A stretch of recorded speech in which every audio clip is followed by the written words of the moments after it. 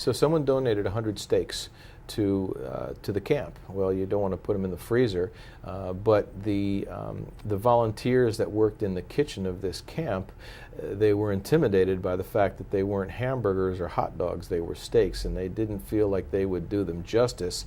And somebody told them that I was a high volume chef, and they asked if I would do it. So I said sure. So I told my cabin of boys that I wouldn't be there the final day of activities, and but on the flip side, I'd be cooking steak for dinner instead of hamburgers. And by the time they ate them, one after another came up to me and said, Chef Tim, will you teach us how to cook them steaks? Exactly what they said to me. And I said, well, when we get back to Houston, we just need to find a kitchen, and as long as we have a kitchen and I can put 10 of you in there, yeah, sure, I'll show you. And I got a call from the Martin Luther King Community Center that they had a kitchen, and these kids are ranting and raving about some chef going to teach them how to cook steaks.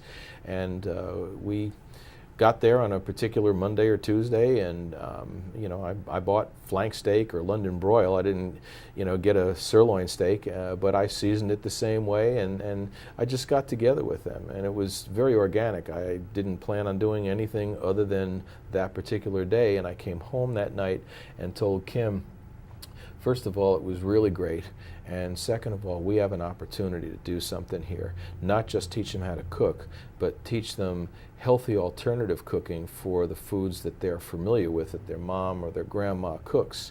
And so then I went to the drawing board, pulled up a lot of my recipes, southern soul food type of recipes, and did some ingredient changes so that they were equally as tasty but healthier. And with today's health issues, especially with youth, it's a way that we could get them to start modifying cooking as they started to cook. And then each week we had a class on Mondays, and the kids just started to open up and out of nowhere tell us something that might have gone on in their home or in school or on the streets in the neighborhood. And like I said, it was very organic that the mentoring program tied in. When we started Dinner is Possible, it was just a simple, we're going to go in and do something good for the community. We're going to teach kids to cook.